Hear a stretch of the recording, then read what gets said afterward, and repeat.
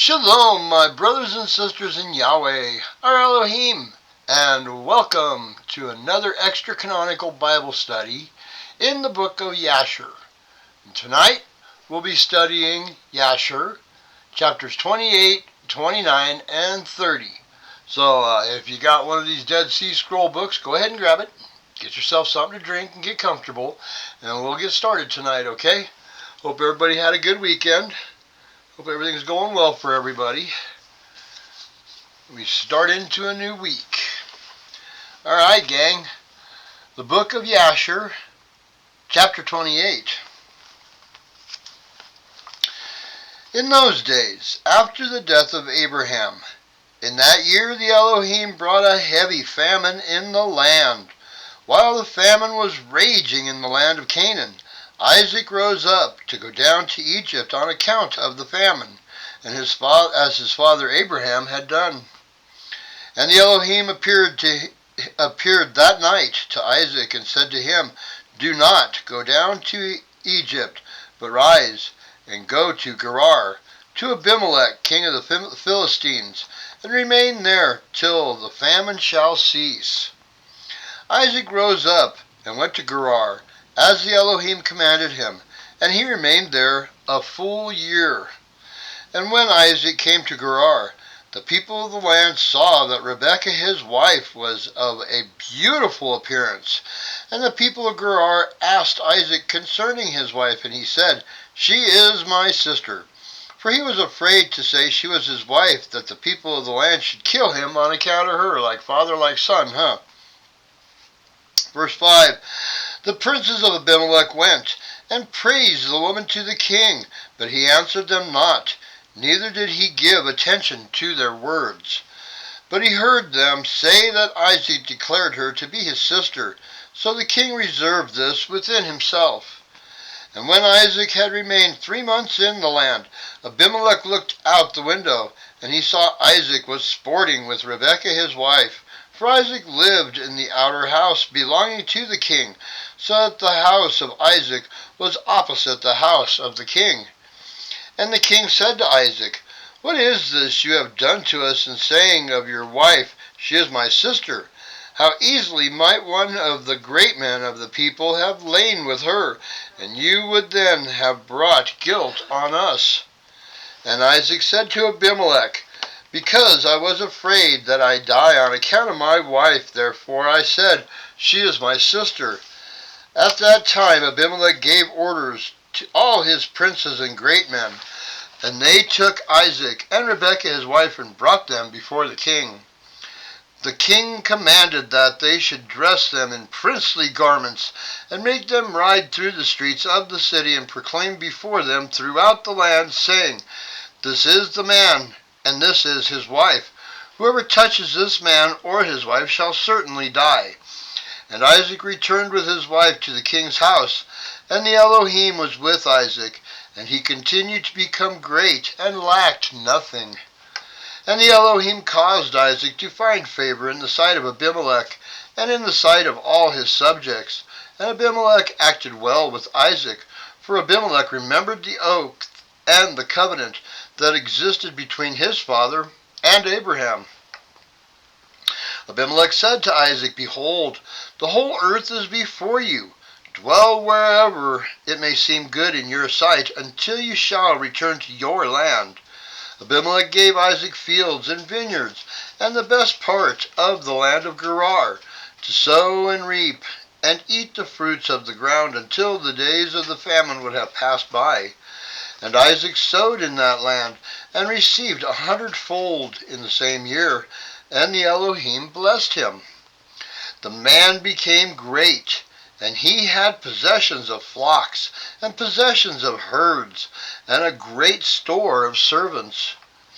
When the days of the famine had passed away, the Elohim appeared to Isaac and said to him, "Rise up, go forth from this place, and return to your land, to the land of Canaan." Isaac rose up and returned to Hebron, which is in the land of Canaan, he and all belonging to him, as the Elohim commanded him.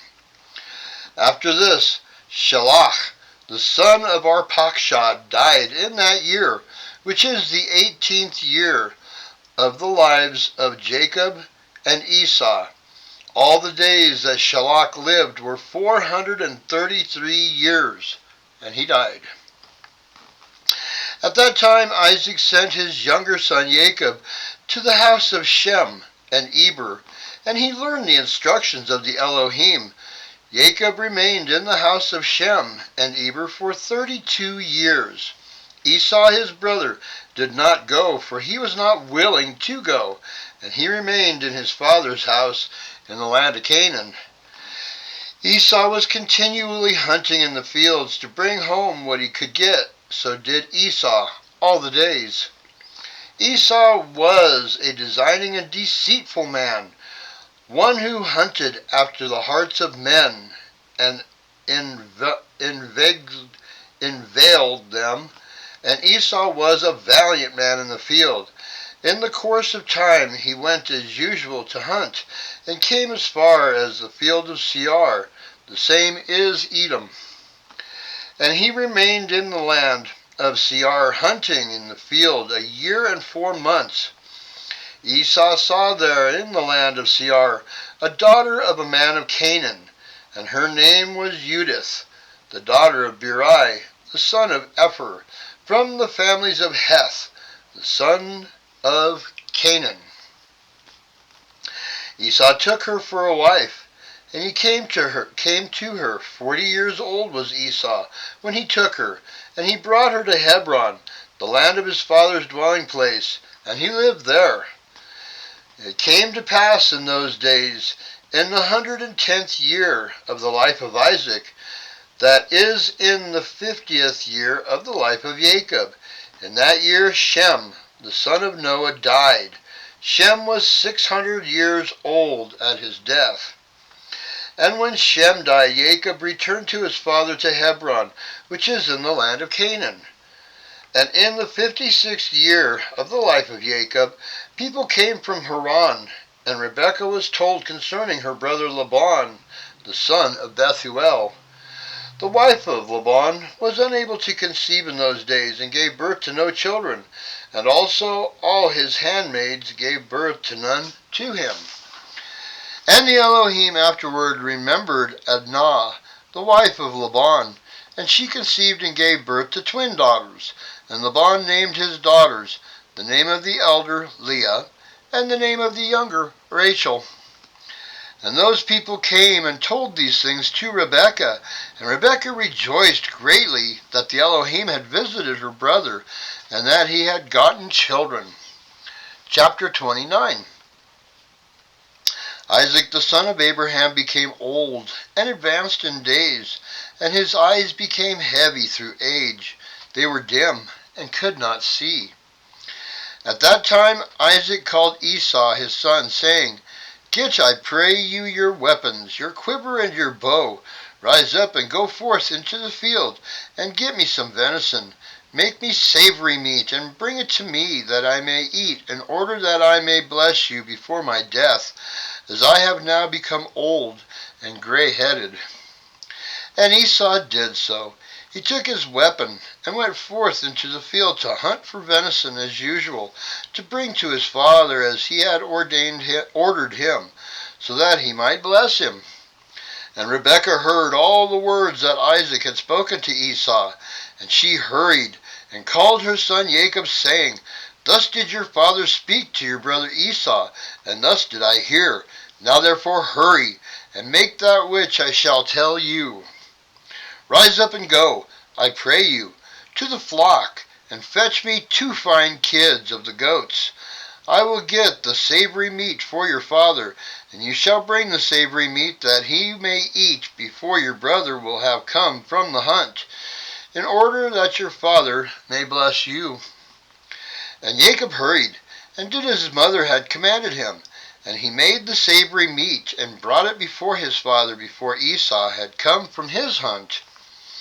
And Isaac said to Jacob, Who are you, my son? And he said, I am your firstborn, Esau. I have done as you ordered me. Now therefore rise up, I pray you, and eat of my hunt, in order that your soul may bless me, as you did speak to me. And Isaac rose up, and he ate and drank, and his heart was comforted. He blessed Jacob, and Jacob went away from his father. As soon as Isaac had blessed Jacob, and had gone from him, behold, Esau came from his hunt in the field, and he also made savory meat, and brought it to his father to eat thereof, and to bless him. And Isaac said to Esau, And who was he that has taken venison and brought it me before you came, and whom did I bless? And Esau knew that his brother Jacob had done this, and the anger of Esau was set ablaze against his brother Jacob, that he had acted thus toward him. And Esau said, Is he not rightly called Jacob? For he has supplanted me twice. He took away my birthright, and now he has taken away my blessing. And Esau wept greatly. When Isaac heard the voice of his son Esau weeping, Isaac said to Esau, What can I do, my son? Your brother came with subtlety, and took away your blessing. Esau hated his brother Jacob on account of the blessing that his father had given him, and his anger was greatly roused against him. And Jacob was very much afraid of his brother Esau. He rose up and fled to the house of Eber, the son of Shem, and he concealed himself there on account of his brother. Jacob was 63 years old when he went forth from the land of Canaan to Hebron, and Jacob was concealed in Eber's house 14 years on account of his brother Esau, and he continued there to learn the ways of the Elohim and his commandments. When Esau saw that Jacob had fled and escaped from him, and that Jacob had cunningly obtained the blessing, then Esau grieved greatly. He was also troubled at his father and mother. He rose up and took his wife, and went away from his father and mother to the land of Seir, and he lived there. Esau saw there a woman from among the daughters of Heth, whose name was Bosmath, the daughter of Elon the Hittite, and he took her for a wife in addition to his first wife. And Esau called her name Adah, saying, The blessing had in that time passed from him. And Esau lived in the land of Seir 6 months, without seeing his father and mother. And afterward Esau took his wives, and rose up, and returned to the land of Canaan. And Esau placed his 2 wives in his father's house in Hebron. The wives of Esau troubled and provoked Isaac and Rebekah with their works, for they walked not in the ways of the Elohim, but served their father's god small g, of wood and stone, as their father had taught them. They were more wicked than their father. They went according to the evil desires of their hearts, and they sacrificed and burnt incense to Baalim, and Isaac and Rebekah became weary of them. And Rebekah said, I am weary of my life because of the daughters of Heth. If Jacob took a wife of the daughters of Heth, such as these, which are of the daughters of the land, what good then is life to me? In those days Adah, the wife of Esau, conceived and gave birth to him a son. And Esau called the name of the son that was born to him Eliphaz. And Esau was 65 years old when she gave birth to him. Ishmael, the son of Abraham, died in those days, in the 64th year of the life of Jacob, and all the days that Ishmael lived were 137 years, and he died. And when Isaac heard that Ishmael was dead, he mourned for him, and Isaac lamented over him many days. At the end of 14 years of Jacob residing in the house of Eber, Jacob desired to see his father and mother. And Jacob came to the house of his father and mother to Hebron. And Esau had in those days forgotten what Jacob had done to him, in having taken the blessing from him. And when Esau saw Jacob coming to his father and mother, he remembered what Jacob had done to him, and he was greatly incensed against him, and he sought to kill him. And Isaac, the son of Abraham, was old and advanced in days, and Esau said, Now my father's time is drawing nigh, that he must die, and when he shall die, I will kill my brother Jacob. This was told to Rebekah, And she hurried and sent and called for Jacob her son. And she said to him, Arise, go and flee to Haran, to my brother Laban, and remain there for some time until your brother's rage be turned from you, and then shall you come back. And Isaac called to Jacob and said to him, Take not a wife from the daughters of Canaan, for thus did our father Abraham command us, according to the words of the Elohim, which he had commanded him, saying, Unto your offspring will I give this land, if your children keep my covenant that I have made with you. Then I will also perform to your children that which I have spoken to you, and I will not turn away from them. Now, therefore, my son, listen to my voice, to all that I shall command you, and refrain from taking a wife from among the daughters of Canaan. Arise, go to Haran, to the house of Bethuel, your mother's father, and take to you a wife from there, from the daughters of Laban, your mother's brother. Therefore be careful that you should not forget the Elohim, Yahweh, and all his ways in the land to which you go, and should get connected with the people of the land, and pursue vanity, and turn away from the Elohim, Yahweh. But when you come to the land that serve the Elohim, do not turn to the right or to the left from the way which I command you, and which you did learn. And may the Almighty Yahweh grant you favor in the sight of the people of the earth, that you may take there a wife according to your choice, one who is good and upright in the ways of the Elohim. May Yahweh give to you and your descendants the blessing of your father Abraham, and make you prolific and reproduce, and may you become a multitude of people in the land where you go. May Yahweh cause you to return to this land, the land of your father's dwelling, with children, and with great riches, with joy, and with pleasure. And Isaac finished commanding Jacob and blessing him, and he gave him many gifts, together with silver and gold, and he sent him away. Jacob listened to his father and mother. He kissed them and arose and went to Padam Aram. And Jacob was 77 years old when he went out from the land of Canaan, from Beersheba. When Jacob went away to go to Haran, Esau called to his son Eliphaz, and secretly spoke to him, saying, Excuse me, now hurry, take your sword in your hand and pursue Jacob, and pass before him in the road, and lurk for him. Kill him with your sword in one of the mountains, and take all belonging to him, and come back. Eliphaz, the son of Esau, was an active man and expert with the bow, as his father had taught him, and he was a noted hunter in the field, and a valiant man. Eliphaz did as his father had commanded him, and Eliphaz was at that time 13 years old. Eliphaz rose up, and went and took 10 of his mother's brothers with him, and pursued Jacob. He closely followed Jacob, and he lurked from him in the border of the land of Canaan, opposite to the city of Shechem. And Jacob saw Eliphaz and his men pursuing him.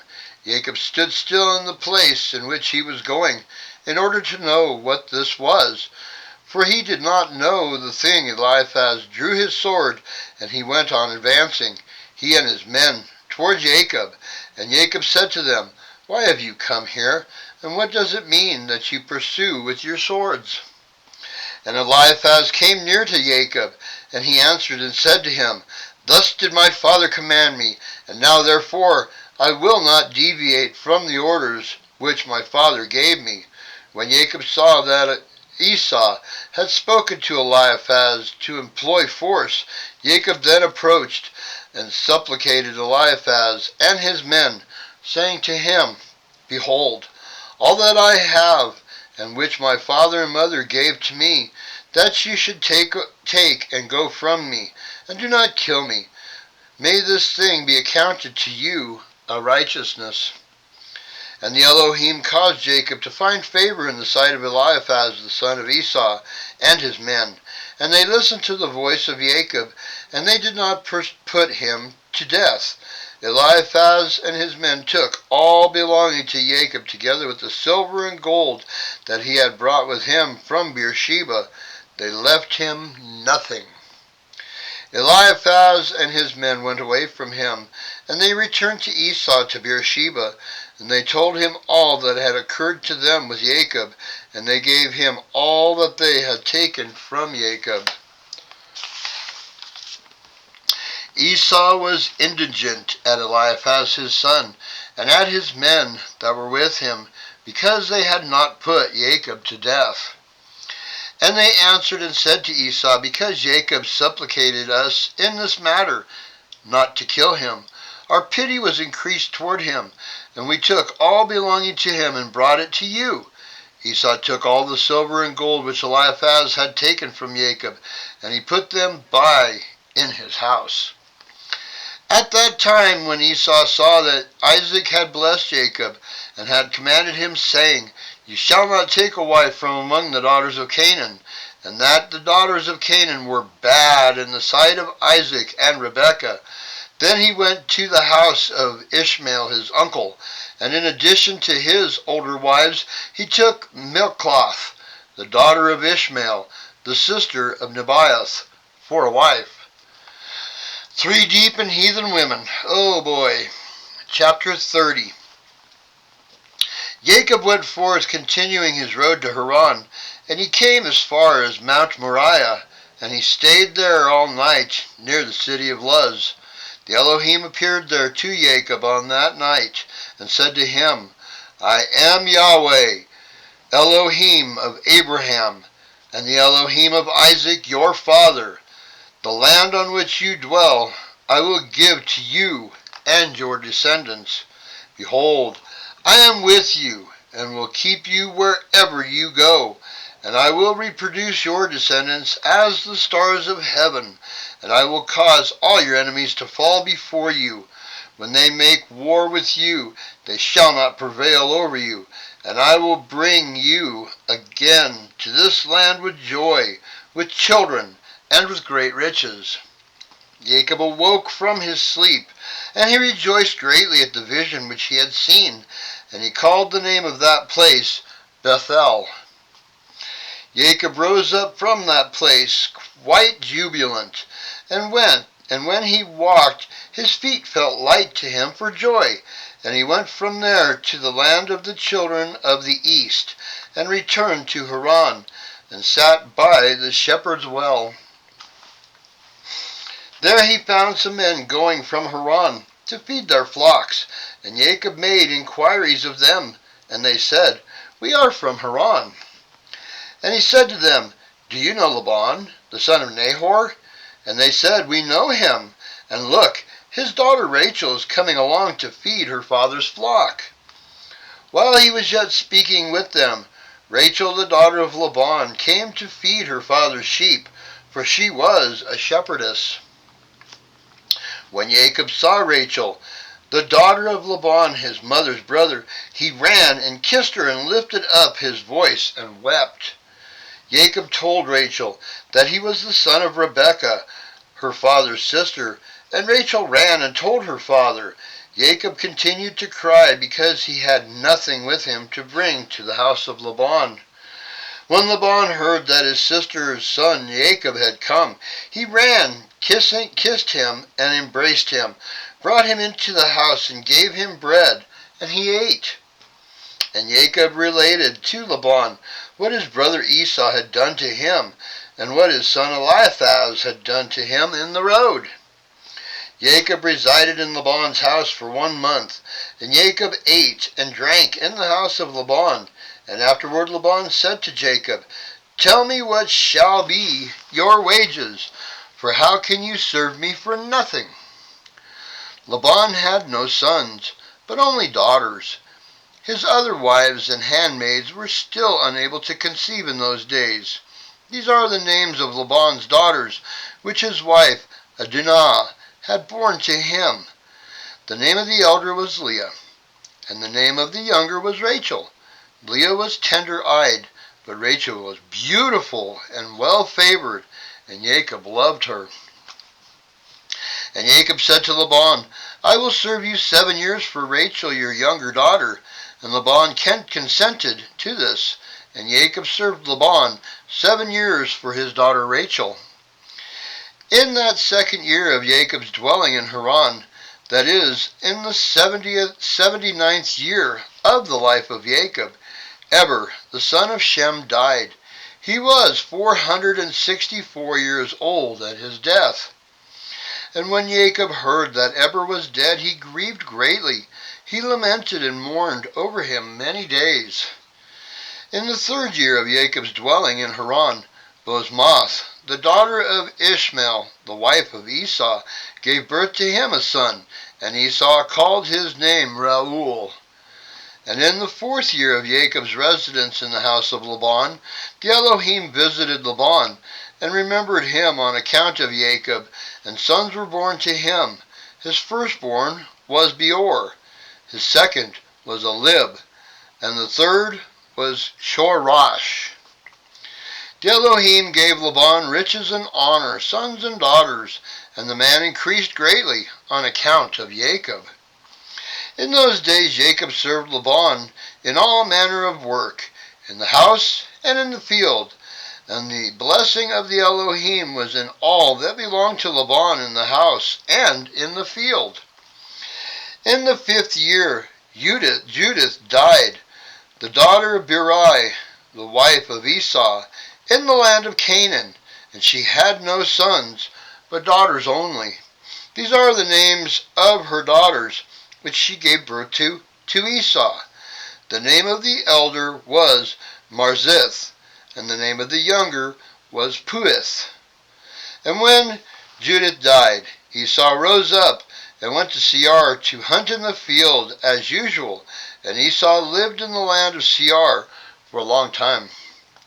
In the 6th year Esau took for a wife, in addition to his other wives, Adullamah, the daughter of Zebon the Hivite, and Esau brought her to the land of Canaan.